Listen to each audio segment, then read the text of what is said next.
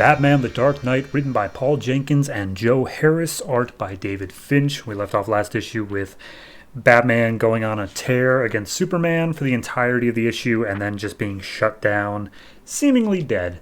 This issue opens up with a flashback to the alley, and his mother and father are dead, and he's talking about how sad he is. And then as they fade off into the light, he wakes up and sees Superman standing over him.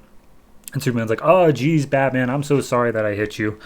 And Batman's like, no, it's good, it's good. As it turns out, this toxin burns out of my system if I have adrenaline to counteract it. It is its own immunity or something. So he tells Superman, you got to go find the Flash, since the Flash got infected with probably the same thing. And in order to stop the Flash from dying, because his metabolism is somehow just charging it up, we have to actually get his adrenaline pumping. So Superman goes off to do that, and Batman's like, okay, that was dumb. I really could have died battling Superman. That was straight up on me. He didn't blink, and I managed to nearly die. So that's cool. But he looks out, he sees the White Rabbit, and gives chase. So then we cut back to Gotham. And we just get a little interlude here with Gordon, who's catching some of the Arkham escapees again. And he's on the phone with Agent Forbes, a.k.a. the Internal Affairs guy.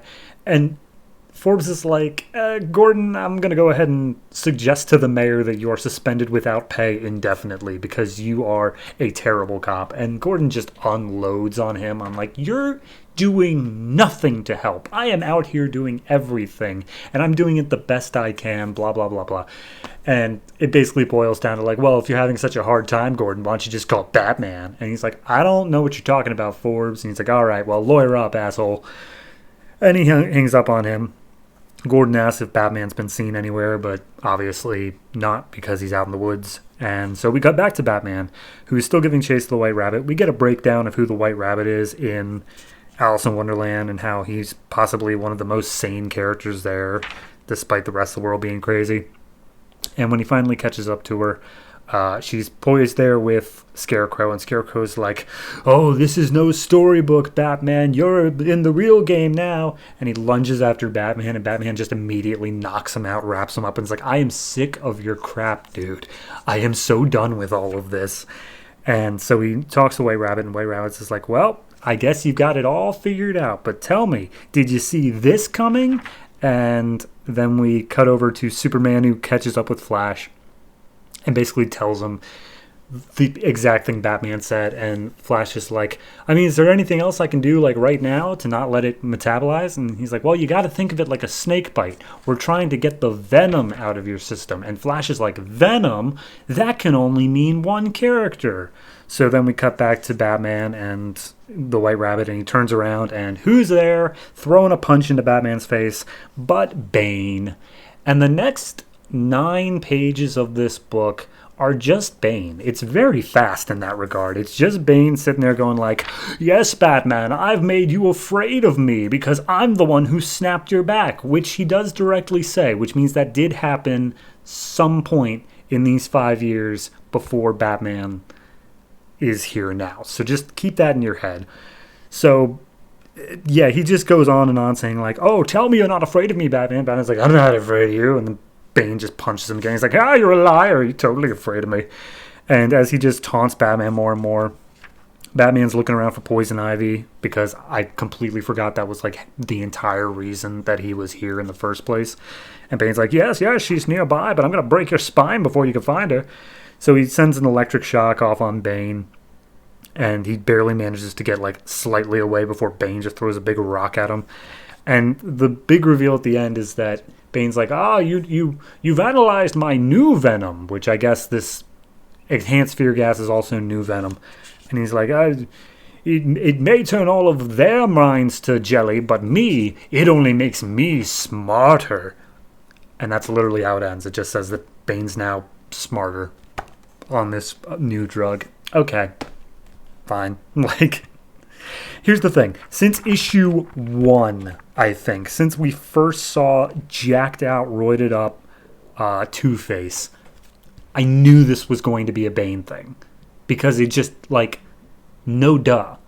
That's his entire thing, is that he gets big with the drug. Like, that had to be what it was. So this wasn't really a reveal so much as it was okay, we're finally here now, which is why I think it didn't end the issue with the reveal that it was Bane. Because that was the mid-page. That was in the middle of the book where it's like, oh no, Bane's here. The reveal they're going for is the fact that somehow this makes him smarter, which, again, there isn't a thing that... There's no reason why it should happen. It just says it'll turn a lesser man's brain to jelly. So, okay. It's just because Bane's that good. Because Bane, that's why. I don't know. I feel like the writers wanted to make the Bane reveal the last page reveal, but then they realized they didn't have enough way to pad out the entire issue, or they realized, oh, maybe we shouldn't pad out the entire issue.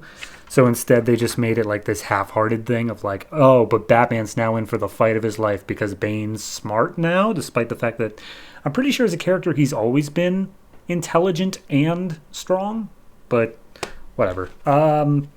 Overall, it's okay. It's fine. Like I said, the entire back half is just padding, and honestly, the Flash going back to, like, doesn't feel like much of anything. It was just so Flash could come to the realization slightly before Batman did, because Superman happened to use an analogy. And then the rest of the page, like, the only thing that I feel like really happened in this whole book was the Gordon page of him just saying, like, hey, you suck, internal affairs. I'm a good cop.